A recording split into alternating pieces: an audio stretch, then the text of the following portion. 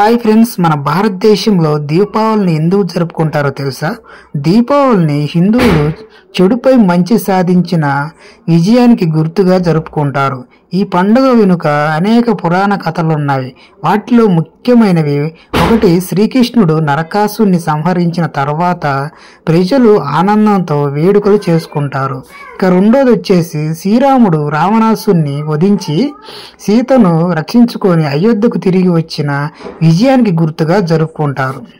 3, ఈ పండుగను సంపదకు దేవత అయిన లక్ష్మీదేవిని పూజిస్తూ జరుపుకుంటారు.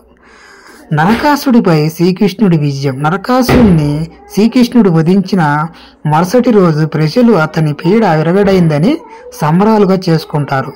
ఈ రోజున నరకాసున చతుర్దశి తరువాత వచ్చే రోజును దీపావళిగా జరుపుకుంటారు.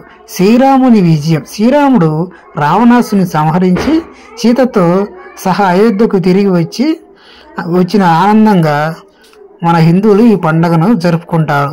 ఇక లక్ష్మీ పూజ. సంపద మరియు శ్రేయస్ కోసం దేవత అయిన లక్ష్మీదేవిని పూజిస్తారు. సో ఫ్రెండ్స్, వీడియోని లైక్ చేయండి, షేర్ చేయండి.